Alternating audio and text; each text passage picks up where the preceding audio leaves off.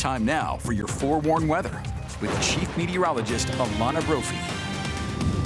I hope you had a beautiful Monday because the weather was stunning, and I hope you can get out and enjoy it. This is what it looked like for the Farmington Creek Trail. So pretty. Oh, I love the reds. Even though some areas are getting past peak, we still have a lot of fall colors, especially showing up in our valleys. So stunning. Okay, even with sunshine and temperatures unseasonably warm, you have to think snow. Brian Head sure is. Jesse Lynch shared this with ABC4, making snow, so getting cold enough at the top of the mountains in southern Utah to make some of that snow and start the season. I know powder hounds are excited. Here's a look at some of the opening dates announced thus far. That includes Alta, Nordic Valley, in early December. Park City opening on November 17th, same day as Alta. Deer Valley and Eagle Point in the December category, and Solitude looks like it's going to be off to the races. Brian Head planning for that opening day, starting with that snowmaking November 10th. So it is coming. That's why we have to enjoy this October warmth and the high pressure that's been in control, keeping our conditions dry and mild throughout our Monday. Clear skies out there along the Wasatch Front, and we're going to stay that way for the overnight.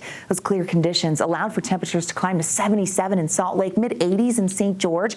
Average this time of year in Salt Lake is 65, so running way above that. 12 degrees there, 60s and 70s on the eastern side of the state, and even Cedar City made it into the low 80s. So all in all, a beautiful day, unseasonably warm. But things are going to change just slightly. We're going to stay dry, but temperature change showed how yesterday we were 6 degrees cooler than where we were today. So those numbers continue to climb, and that's going to be the trend. Okay, pollen count shows quiet conditions with most of the pollens, even weeds, low pollen. We're into weed season, so the sagebrush, the ragweed, and the quinopods, that's what's bothering allergy sufferers, but it's low right now. So hopefully you're getting some relief if you do have those allergies and getting out there and enjoying the sunshine we have seen.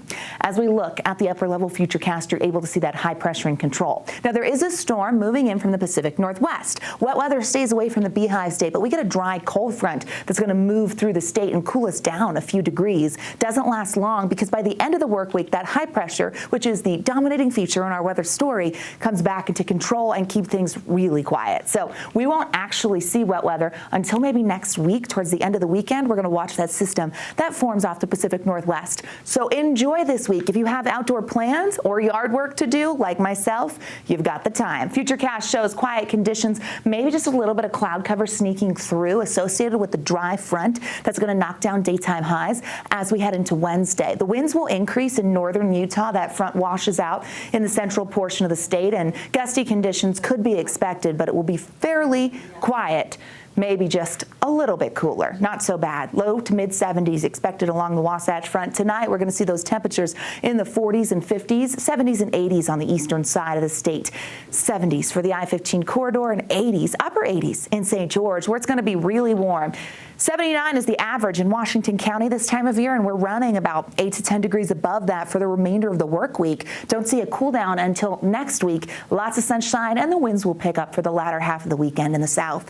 Gusty for our Tuesday along the Wasatch Front as that dry front moves into northern Utah. Temperatures slightly cool, closer to seasonal norms Wednesday, and then climb back up for the remainder of the work week. 70s in October. Very few complaints on a day like today and a forecast like this. Stay on top of the forecast by downloading that ABC4 weather app. Grab your phone and take a picture of this. Ready? It's a QR code right there. It takes you to the App Store. You can download for free, and then you can be forewarned with your forecast on the go.